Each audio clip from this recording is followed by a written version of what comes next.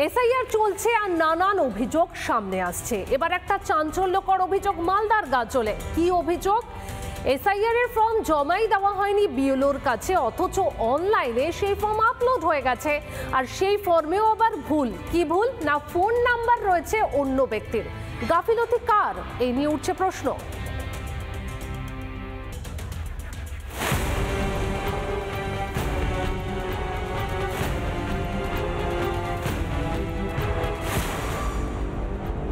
মালদার গাজল ব্লকের অন্তর্গত বাবুপাড়া এলাকা। এখানকারই বাসিন্দা লক্ষণ মণ্ডল। তাঁরই সেই ফর্ম নিয়েই এবার আজব কাণ্ড প্রকাশ্যে।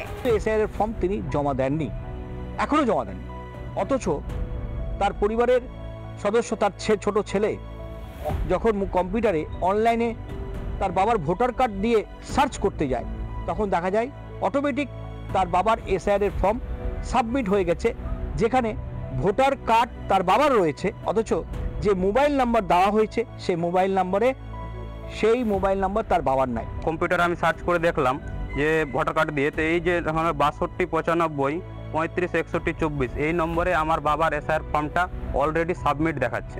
বাবার ভোটার আইডিটা সম্পূর্ণ ঠিক আছে, কিন্তু মোবাইল নম্বরটা অন্য মোবাইল নম্বর অ্যাড করা আছে।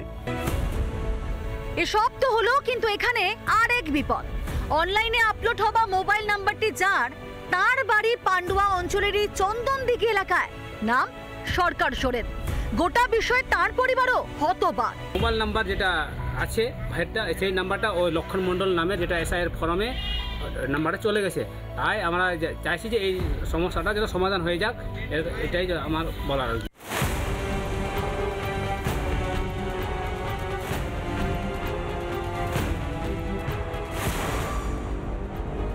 সকালে এসেছিল, বললো যে ফর্ম তো জমা দেয়নি, তো আমার নামটা সাবমিট কী করে হয়ে গেল। আমি বললাম হয়তো আমি ফর্ম ডিস্ট্রিবিউট করার সময় হয়তো আমার মিস্টেক হয়ে থাকতে পারে, হয়তো কালেক্টে হাত পড়ে গিয়ে হয়তো সাবমিট দেখাচ্ছে, কিন্তু মোবাইল নাম্বারটা যে অন্য কাউরি আমি জানি না এই ব্যাপারটা। এসআইআর ফর্ম বিলি নিয়ে নানান অনিয়ম ইতিমধ্যে সামনে এসেছে। কোথাও নেতার বাড়িতে বসে ফর্ম বিলি, তো কোথাও ক্লাবে বসে ফর্ম বিলি। কমিশনের পদক্ষেপও হুঁশ ফেরেনি। এরই মধ্যে বিএলওর কাছে ফর্ম জমার আগেই অনলাইনে আপলোড। এসব হচ্ছে কিভাবে? এসবকে এসআইআর ঘেঁটে দেওয়ারই চক্রান্তেরই অঙ্গ। রিপাবলিক বাংলা। নানা ধরনের কন্টেন্ট দেখার জন্য লাইক করুন, শেয়ার করুন আমাদের ফেসবুক পেজ, সাবস্ক্রাইব করুন আমাদের ইউটিউব চ্যানেল। পাশাপাশি অন্যান্য ব্রেকিং নিউজের জন্য অবশ্যই চোখ রাখুন রিপাবলিক বাংলায়।